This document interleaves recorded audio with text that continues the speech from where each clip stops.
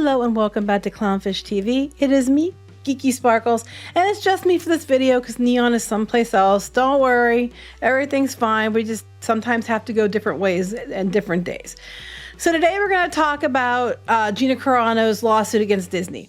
As you know, Disney's lawyers are trying to get it dismissed. Well, the judge has come back and said that Disney cannot get it dismissed. So they are moving forward with her lawsuit. It's going to the next step on the court system. They did not succeed in silencing her and ending this suit against them. So before we get into any further, please like and subscribe. If you do, I'll give you a woohoo, and we're going to talk about this. So for those who don't know what's going on, Gina Carano played Cara Dune in the Star Wars The Mandalorian. She was also supposed to get her own spin-off show, Rangers of the New Republic, or the Old Republic, or whatever it was, Rangers of the Republic. And because of the stuff that was going on social media, that she kept getting all kinds of backlash. They jumped her about not putting her pronouns in her bio when she politely declined, but said she supported others for doing so. They did that. Then they went after her because they said she was an anti-vaxxer and her political views. But then when she posted a comment about the Holocaust in regards to how people dehumanize each other so they feel better about, being abusive towards each other, they fired her and said she was abhorrent. And now she's suing them for everything because while that's going on, her different people that she worked with or people at Marvel are allowed to also make comments that are similar to what she said, but it's okay when they do it. So we're going to look back at what she had said originally. Here's what she said that caused a lot of the trouble. Jews are beaten in the streets, not by Nazi soldiers, but by their neighbors, even by children. Because history is edited, most people today don't realize that to get to the point where Nazi soldiers could easily round up thousands of Jews, the government first made their own neighbors hate them simply for being Jews. How is it any different from hating someone for their political views? And she's discussing the polarization of, everything in the last, I'd say, 8-10 years over politics. It used to be hard to believe, but there was a time when people voted and you didn't have to know who they voted for. You could be friends with somebody who voted differently from you, and it didn't matter. And you didn't have to talk politics 24/7. But not now. Now you vote some other way that someone else expects you to. You're a terrible person. They can't associate with you. They're not going to talk to you anymore because you're literally causing them harm, even if you're not. And it's a very nuanced thing, but it's now just so black and white that it's just ridiculous. And that's what she said. And she wasn't wrong. That is exactly what happened. I've often wondered how that happened. And that is what happened. There are similar quotes made at the Holocaust Museum. That's what she said. It wasn't, historically she's correct. And that was supposedly the abhorrent things and the anti-Semitic stuff that she said, even though there's nothing about this that's anti-Semitic. So then Disney was going to try to get it dismissed, and they were trying to argue that they had First Amendment rights and some different things that, they don't have to hire someone who doesn't represent them. All right. So that's what they were trying to get dismissed by. And the judge said no.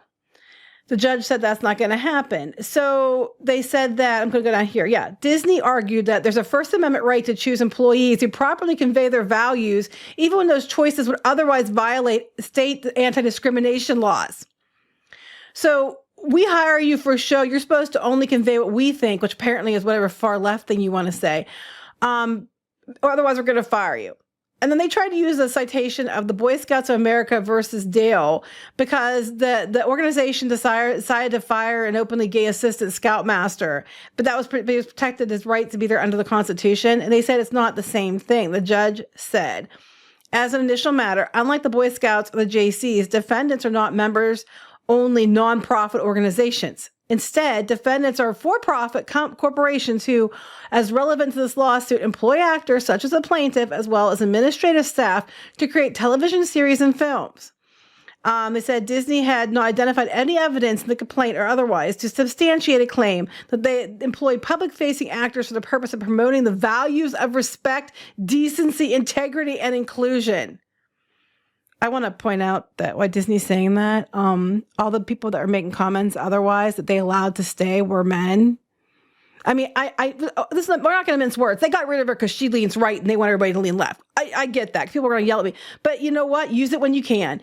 She's a woman. Everybody else was allowed to stay that could have opinions was, man, I would think that Disney wasn't promoting integrity and inclusion and respect when they let men say what they want, but a woman's not allowed to. I'm just saying, you want to play that game? We could play it right back at you.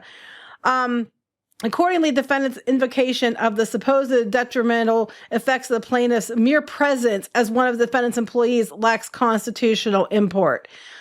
Basically, you can't argue that. She's supposed to represent you. You're not a nonprofit members-only organization. They're the ones that hired her.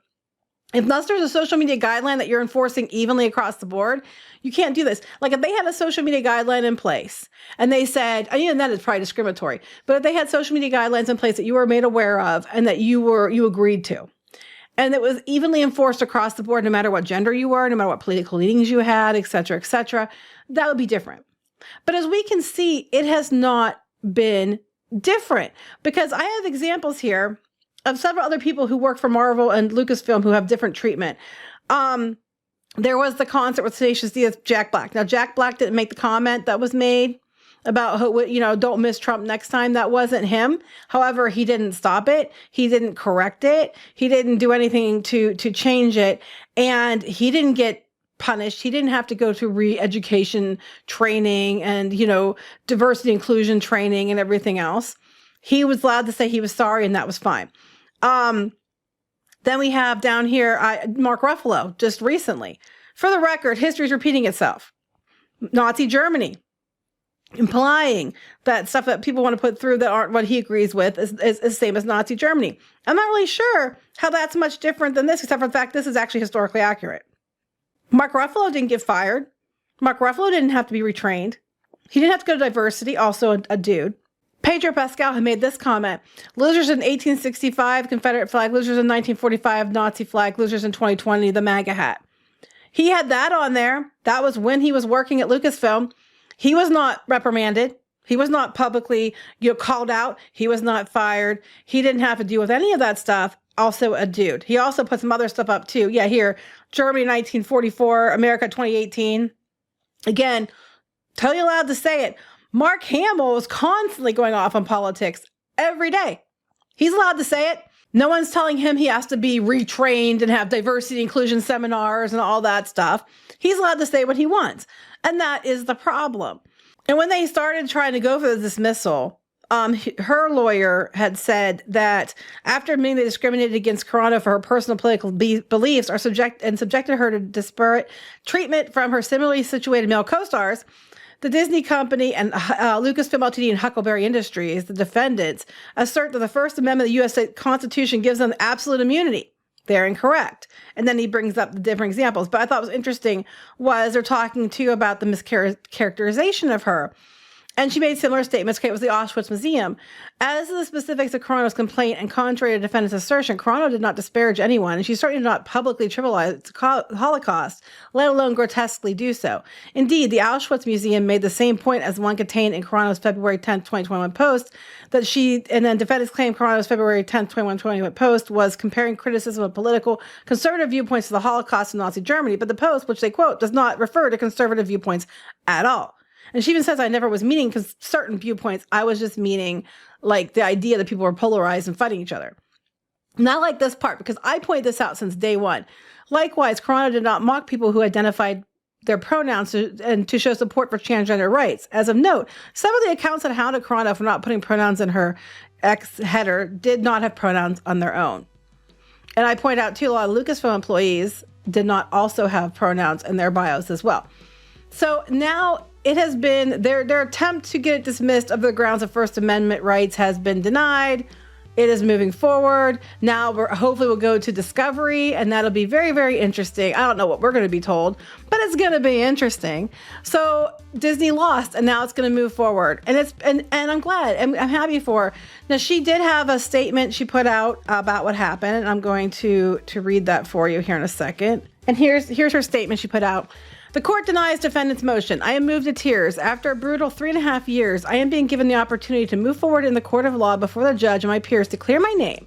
I am so grateful for this opportunity. What happened to me was unacceptable, absurd, and abusive, among other things. It should not have happened to me. It should not happen to anyone else moving forward. Yeah, Disney doesn't want people with those certain political views, but they sure as hell want your money, don't they? Let it stop here. I quite literally fought to get where I got in my career through intense ups and downs, and I'll keep up that fight to continue doing what I love. I appreciate all of you who stood by me and defended me, and I am sorry that similar situations have happened to some of you. I want you to know that I see you and I stand with you. Thank you to Elon Musk, a man who I have never even met, but who so graciously gave me a fighting chance. Thank you for standing up for justice for all humanity. May God bless you and your family for years to come because he has chosen you for such a time as this. So that is her statement. It's going to get really interesting now. So we'll have to stay tuned to see what happens. Well, we're going to talk to you later. Please like and subscribe. Bye.